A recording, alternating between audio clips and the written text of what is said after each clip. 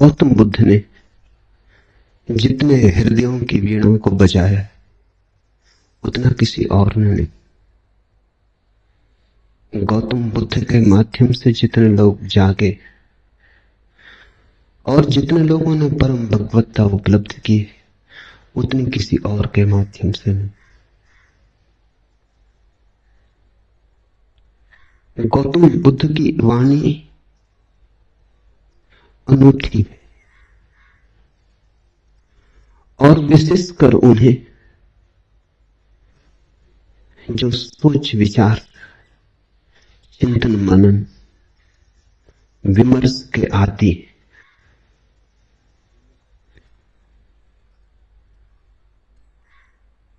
हृदय से भरे हुए लोग सुगमता से परमात्मा की तरफ चले जाते, लेकिन हृदय से भरे हुए लोग कहां? और हृदय से भरने का कोई उपाय भी तो नहीं। हो तो हो, न हो तो न हो। ऐसी आकस्मिक नैसर्गिक बात पर निर्भर नहीं रहा जा सकता। बुद्ध ने उनको चेताया जिनको चेताना सर्वाधिक कठिन, विचार से भरे लोग, बुद्धिवादी, चिंतन मननशील,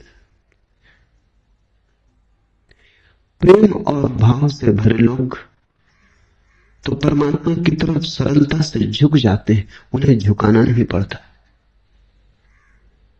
उनसे कोई ना भी कहे तो भी वे पहुंच जाते, उन्हें पहुंचाना नहीं पड़ता। लेकिन वे तो बहुत थोड़े और उनकी संख्या रोज थोड़ी होती गई है। उंगलियों पर गिने जा सके ऐसे लोग। मनुष्य का विकास मस्तिष्क की तरफ हुआ है, मनुष्य मस्तिष्क से भरा है। इसलिए जहां जीसस हार जाएं, जहां कृष्ण की पकड़ न बैठे, वहां भी बुद्ध नहीं हारते। वहां भी बुद्ध प्राणों की अंतरतम में पहुंच जाते। बुद्ध का धर्म बुद्धि का धर्म कहा गया है। बुद्धि पर उसका आदि तो है, अंत नहीं। शुरुआत बुद्धि से है, प्रारंभ बुद्धि से है, क्योंकि मनुष्य वहां खड़ा है। लेकिन अंत उसका बुद्धि में नहीं। अंत तो परम अतिक्रमण है, जहां सब विचार खो जाते, सब बुद्धिमत्ता विसर्जित हो जाती, जहां केवल साक्षी, मात्र साक्षी शेष रह जाता है। लेकिन बुद्ध का प्रभाव उन लोगों में तत्क्षण अनुभव होता है जो सोच विचार में कुशल है। बुद्ध के साथ मनुष्य जाति का एक नया अध्याय शुरू हुआ। 25 वर्ष पहले बुद्ध ने वह कहा जो आज भी सार्थक मालूम पड़ेगा और जो आने वाली सदियों तक सार्थक रहेगा।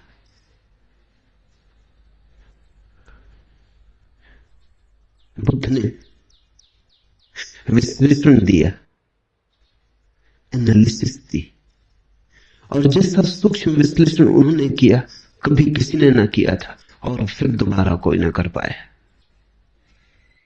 उन्होंने जीवन की समस्या के उत्तर शास्त्र से नहीं दिए, विश्लेषण की प्रक्रिया से दिए। बुद्ध धर्म के पहले वैज्ञानिक हैं। उनके साथ श्रद्धा और आस्था की जरूरत नहीं, उनके साथ तो समझ पर्याप्त है। अगर तुम समझने को राजी हो तो तुम बुद्ध की नौका में सवार हो जाओगे।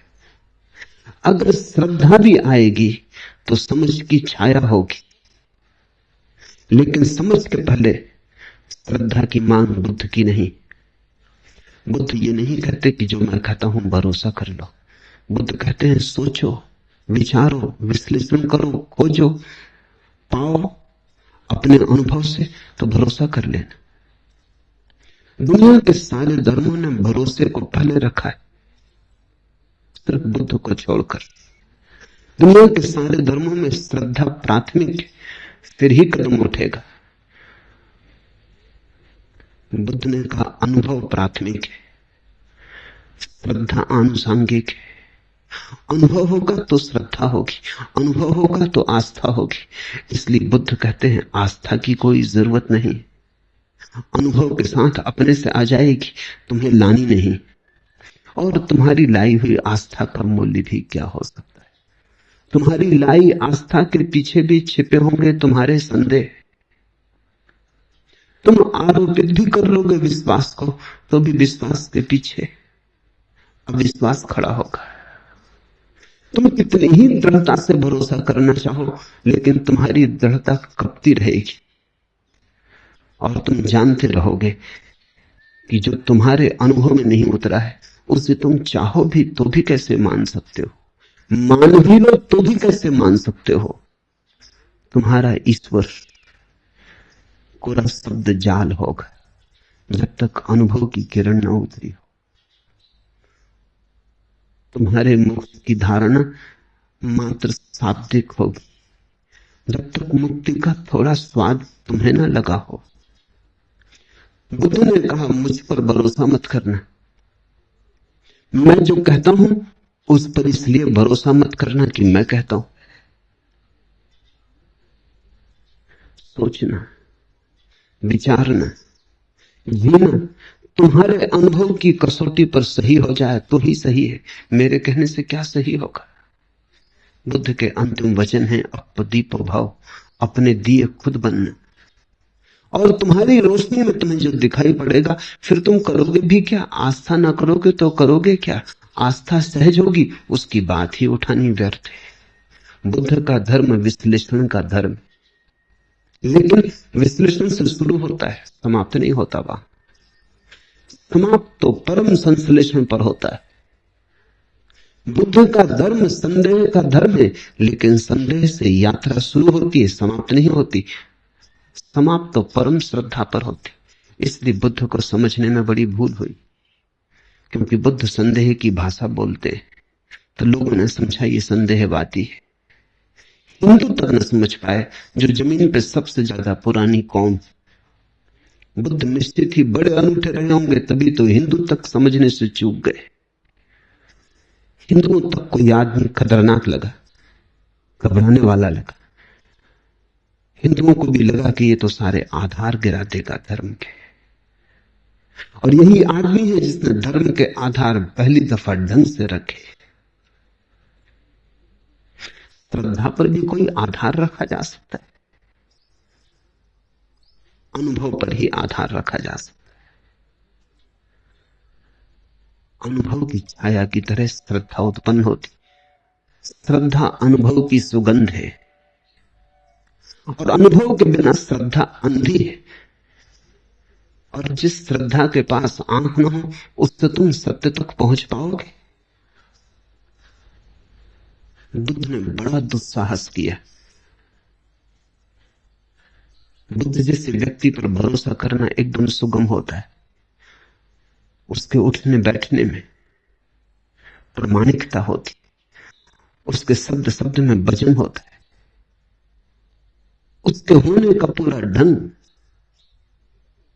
स्वयं सिद्ध होता है। उस पर श्रद्धा आसान हो जाती। लेकिन बुद्ध ने कहा तुम मुझे अपनी बैसाखी मत बनाना। तुम अगर लंगड़े हो, मेरी बैसाखी के सहारे चल लिए, कितनी दूर चलोगे, मंजिल तक न पहुंच पाओगे। आज मैं साथ हूं, कल मैं साथ न रहूंगा, फिर तुम्हें अपने ही पैरों पर चलना। मेरी रोशनी से मत चलना, क्योंकि थोड़ी देर को संग साथ हो गया है अंधेरे जंगल में, तो मेरी रोशनी में थोड़ी देर रोशन हो लोगे, फिर हमारे रास्ते अलग हो जाएंगे। मेरी रोशनी मेरे साथ होगी, तुम्हारा अंधेरा तुम्हारे साथ होगा। अपनी रोशनी पैदा करो, अपदीपो भाव। ये बुद्ध का धम्मपद। कैसे वो रोशनी पैदा हो सकती है अनुभव की, उसका विश्लेषण। श्रद्धा की कोई मांग नहीं है। श्रद्धा की कोई आवश्यकता भी नहीं। इसलिए बुद्ध को लोगों ने नास्तिक कहा, क्योंकि बुद्ध ने यह भी नहीं कहा कि तुम परमात्मा पर श्रद्धा करो। तुम कैसे करोगे श्रद्धा? तुम्हें पता होता तो तुम श्रद्धा करते ही, तुम्हें पता नहीं। इस अज्ञान में तुम कैसे श्रद्धा करोगे? और अज्ञान में तुम जो श्रद्धा बांध भी लोगे, वो तुम्हारी अज्ञान के ईंटों से बना हुआ भवन होगा। उसे तुम परमात्मा का मंदिर कैसे कहोगे? वो तुमने भय में बना लिया होगा। मौत डराती होगी, इसलिए सहारा पकड़ लिया होगा। यहां जिंदगी हाथ से जाती मालूम होती होगी, इसलिए स्वर्ग की कल्पनाएं कर ली होंगी। लेकिन इन कल्पनाओं से, भय पर खड़ी हुई इन धारणाओं से कहीं कोई मुक्त हुआ है? इसी से ही तो आदमी पंगु है, इससे ही तो आदमी पक्षाघात में दबा है। बुद्ध ने ईश्वर की बात नहीं की। H.G. वेल्स ने बुद्ध के संबंध में कहा है कि पृथ्वी पर इस जैसा ईश्वरीय व्यक्ति और इस जैसा ईश्वर विरोधी व्यक्ति एक साथ पाना कठिन। So god like and so godless. अगर तुम ईश्वरीय प्रतिभाओं को खोजने निकलो तो तुम बुद्ध से ज्यादा ईश्वरीय प्रतिभा कहां पाओगे? सो गॉडलेस, और फिर भी इतना ईश्वर शून्य, ईश्वर की बात ही नहीं की। इस शब्द को ही गंदा माना, इस शब्द का उच्चार नहीं किया। इससे यह मत समझ लेना कि ईश्वर विरोधी थे बुद्ध। उच्चार नहीं किया क्योंकि उस परम शब्द का उच्चार किया नहीं जा सकता।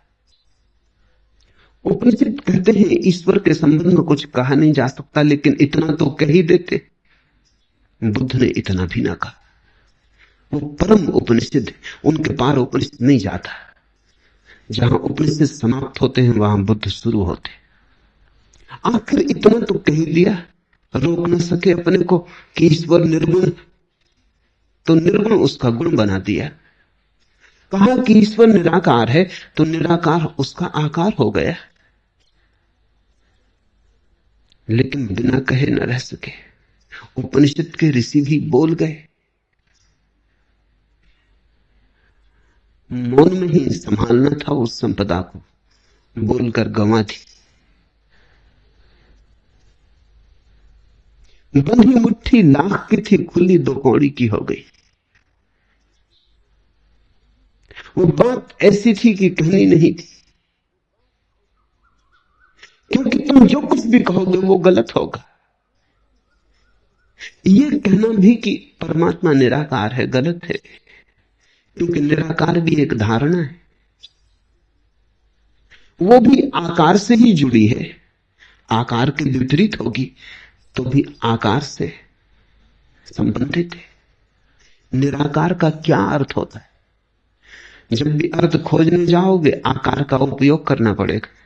निर्गुण का क्या अर्थ होता है? जब भी कोई परिभाषा पूछेगा गुण को परिभाषा में लाना पड़ेगा।